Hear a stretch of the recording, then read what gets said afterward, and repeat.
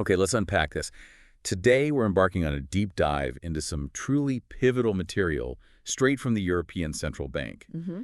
You sent us this comprehensive report, a report on monetary policy tools, strategy, and communication. That's the one.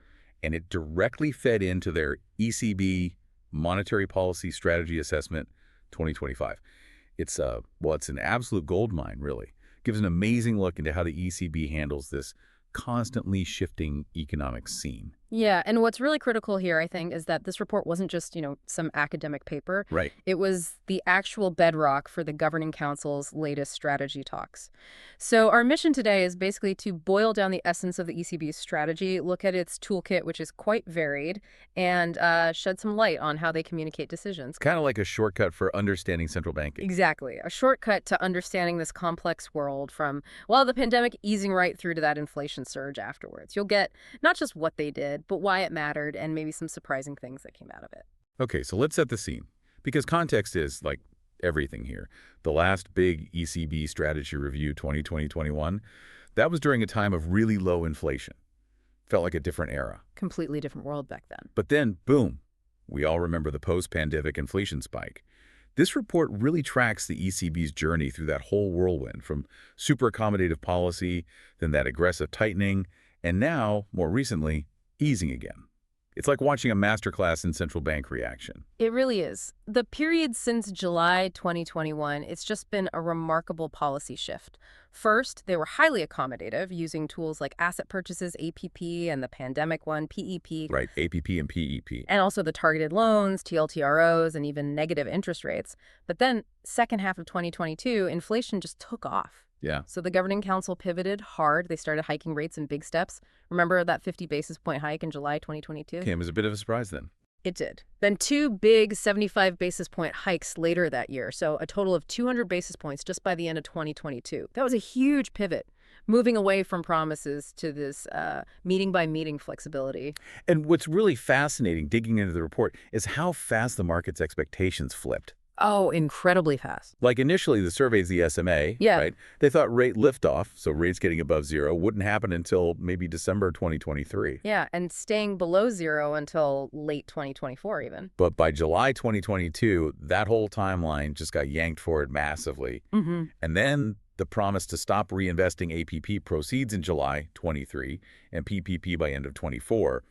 That sent a strong signal, too. Absolutely. It just highlights how crucial forward guidance is and how central banks, manage those expectations. Or try to. Or try to, yes. And the report makes this interesting point. Maybe the initial delay in starting the hikes was sort of compensated for by how forceful they were later on. Making up for lost time, perhaps. Arguably, yeah. Then in 2023, rates went firmly into restrictive territory. The message was, we'll keep them there as long as necessary to get inflation back to 2%. That as long as necessary phrase became key. It did. And then, because disinflation was actually happening faster than expected, they started cutting in June 2024. Just 25 basis points to start. And kept going. Kept going. September, October, December 2024, and then again into 2025, January, March, April, June. It shows this dynamic, data-dependent approach in action. Okay, so we've seen how they reacted. Let's peel back the layers now and look at the tools they used. Rates get the headlines, but the ECB has this whole arsenal. A big toolkit. Let's start with one that got a lot of attention. Negative interest rate policy, NIRP. The big question from the report. Did it actually work? And were there weird side effects? Well, the report gives a pretty clear answer. Yes, NIRP did remain effective. It stimulated the economy, and it worked well alongside the balance sheet stuff, like QE. Okay. And here's the bit that might surprise some people, despite all the worries about banks. Yeah, that it would crush their profits. Exactly. The report found that banks with more exposure to negative rates, the ones holding lots of excess cash, they actually expanded credit more. Really? How? They adapted, they managed their margins, maybe through new fees on deposits or making gains on bonds they held. So at the big picture level, NIRP worked. More lending, and bank profits were generally stable. It showed its value in that low inflation world. That's a key takeaway, how banks adapted. Okay, now the big one. Asset purchases, QE, APP, and PEPP. What did the report say about their impact, especially in crises? Well, QE, both APP and PEPP, was incredibly powerful, no doubt about it. Eased financial conditions right across the euro area. The estimate suggests the combined effect knocked down the 10-year sovereign term premium. That extra yield for holding long bond. Right, knocked it down by almost 175 basis points at the peak. That's huge. But the real insight, I think, wasn't just the size, but PPP flexibility. Pandemic program. Yes. It wasn't just about pumping money in. Its design let the ECB target specific problems, like those sudden moments when investors were fleeing certain bonds during the pandemic. So it was more targeted than APP. Much more. It had a bigger bang for its buck, you could say, per euro spent, especially in calming stressed markets. That adaptability is the big lesson, though they stress that specific pandemic justification for that level of flexibility won't be there next time. Got it. So PPP's flexibility was a game changer. Now, alongside QE, they had the TLTROs, the targeted loans to banks. How did they fit in, and what happened when they tweaked them? TLTROs were crucial, especially during the pandemic. They really brought down funding costs for banks, helped keep credit flowing smoothly, made sure policy got through to businesses and households. But there was a cost. Well, the very attractive terms meant it was a significant subsidy from the Eurosystem. So the report details this key recalibration in October 2022. They changed the rules, basically indexing the borrowing rate to the average ECB policy rates. Ah, so making it less cheap for banks holding onto them. Exactly. It pushed up funding costs for those banks, which led to them tightening credit standards a bit, maybe lending slightly less, which, fit perfectly with the overall shift towards tighter policy. A neat balancing act. Okay, now let's flip the coin. From QE to QT. Quantitative tightening. Selling assets back or letting them mature. Was shrinking the balance sheet as impactful as growing it? The process of shrinking the balance sheet, QT, has been pretty passive, gradual, and predictable. Very different feel from the active QE phase. Less drama. Definitely less drama.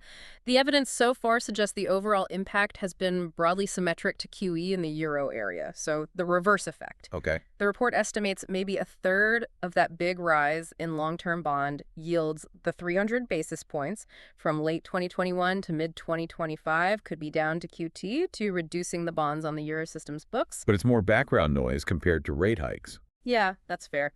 Some studies confirm it's less punchy than rate hikes. QT tends to work more subtly on long-term rates through portfolio effects, while rate hikes hit short-term funding costs immediately and send a clearer signal about inflation fighting. That difference in mechanism is important. Okay, finally, a newer tool, but a really significant one, the TPI, Transmission Protection Instrument. Yeah. What's that all about? Why do they need it? Right, the TPI. Introduced July 2022. It's basically a crucial backstop. It's there to make sure monetary policy gets transmitted smoothly everywhere in the euro area. To stop spreads widening too much in some countries. Precisely. To prevent unwarranted fragmentation. The report suggests it was effective just by existing kind of insulating sovereign spreads in some more vulnerable countries when tightening shocks hit. It argues that the smooth transmission we saw during that really forceful hiking cycle probably wouldn't have happened without the TPI acting as a credible deterrent in the background. Like an insurance policy. Exactly, but with strict conditions for activation, based on fiscal and macro criteria. And it's important to note it's different from the OMT program. How so? OMTs require a country to be in an ESM support program. TPI doesn't need that formal ESM program, making it potentially quicker and more flexible as a backstop, though still highly conditional. Got it. Okay, managing all these tools, these rapid shifts, communicating it must have been, well, a nightmare. Hugely challenging. The report talks about this three-element reaction function they introduced in March 2023. What were those elements? How did they help? That's a great point. Communication was absolutely key. So the three elements were, first, the inflation outlook, based on all the incoming data. Second, the dynamics of underlying inflation, trying to see the real trend beneath the noise. Stripping out energy and food, usually. Right. And third, the strength of monetary policy transmission, checking if their actions were actually working their way through the economy. The whole idea was to provide more clarity on how they'd react when things were so uncertain. But it was still tricky, especially early on. Oh, very tricky, especially that period in spring 2022 when some people felt they were behind the curve. Compared to inflation and other central banks like the Fed. Exactly. The Fed had started hiking earlier, so the ECB tried to navigate this by stressing things like optionality, gradualism, and flexibility, and importantly, data dependence. But they made a point of saying not data point dependence. Meaning, look at the big picture, not every single release. Precisely. A more strategic view, not just reacting to noise. They also talk about needing especially forceful or persistent policy. What does that mean in practice? How do they decide whether to hit hard or just stay restrictive for longer? Yeah, that phrase comes from the 2021 strategy review. It raises this important question about how you fight threats to your inflation target. The idea was, especially near the lower bound, you might need to be forceful or persistent. So how did they apply that during the inflation surge? Well, initially, you saw the forceful part, big hikes, 350 basis points crammed into just 6 meetings between July 22 and March 23. That felt pretty forceful. It was. But then the focus shifted towards persistence. Smaller hikes, just 25 basis points each time between April and September 23, but combined with speeding up QT and really emphasizing how long rates needed to stay high. That time dimension, the how long, became the main tool for a while. Interesting shift from how much to how long. You mentioned side effects earlier, and the report dives into one people might not think about much, central bank profits. What happened there? Right, this is fascinating. While the report found side effects on governments, banks, companies were mostly contained. Right. Central bank profits themselves took a significant hit, bigger losses than they expected back in 2021. And it was directly linked to hiking rates so fast while there was still tons of excess liquidity sloshing around from QE and TLTROs. So is that a problem? Does it stop them doing their job? That's the crucial point the report makes. No, it absolutely doesn't undermine their ability to maintain price stability. The Eurosystem's balance sheet is structurally strong. It generates plenty of income over the long run, mainly from issuing currency seigniorage. Ah, the profit from printing money. Exactly. And unlike a normal company or bank, a central bank can, in theory, operate even with negative capital. Its power comes from its mandate, its legal status, not its bank balance. That's vital for people to understand. That is a really important clarification. Okay, beyond all the technical stuff, it really seems like the ECB is putting a lot more effort into connecting with the public. Why is that so important for them? Well, if you step back, central banks have a lot of independence, right? Mhm. But that independence relies on public legitimacy. People need to understand broadly what the central bank is doing and why, and trust that it's working in their interest, aiming for price stability. If that trust isn't there, the bank's job becomes much harder. And are they succeeding? The report suggests yes. Net trust in the ECB has been slowly climbing since 2017, and support for the euro itself hit an all-time high recently, 81%. So the efforts seem to be paying off. So how are they actually doing it? It sounds like it's more than just the usual press conferences. Oh, much more. They've really modernized things. For the experts, they've worked on making the policy statements, press releases, the economic bulletin clearer, easier to read. Cutting the jargon. Trying to, yes. Yeah. But for the wider public, they've done new things like our monetary policy statement at a glance. It's a short, visual summary, and crucially, it's in all 24 official EU languages. That's smart. And they're using podcasts, their own YouTube channel, Espresso Economics, trying to explain complex stuff with simpler language, relatable examples, trying to meet people where they are. And the direct engagement. Sounds like they're really getting out there. They really are. The numbers are quite something. Between 2020 and October 2024, the ECB and all the national central banks together held over 1,400 explaining events. Wow. And nearly 80 listening events. They figure they reached about 4.7 million people directly through those. It's not just broadcasting, it's trying to have a dialogue. And social media, too. Big time. They've boosted their presence on places like X and LinkedIn, gained over 1 million new followers since 2021. And underpinning all this is a big push on financial literacy across the EU. Lots of the national banks run programs from classes in high schools right down to visiting primary schools. It's a long game. Investing in future understanding. Exactly. So wrapping this up, what does this all mean for you, the listener?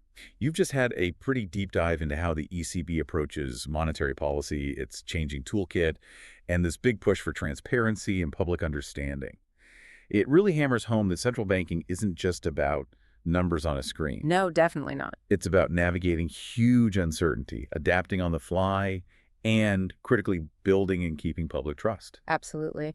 This report really showcases the ECB's adaptability, facing down deflation risks, then suddenly pivoting to fight a massive inflation surge. We've seen how they use this complex mix of tools, tweak them when needed, and constantly try to improve how they explain it all. And it leaves us with a question, maybe for you to think about. With the global economy still looking pretty unpredictable, what new kinds of flexibility or maybe new backstop tools might central banks need to invent next? And how can you stay ahead of the curve trying to understand these strategies as they keep evolving?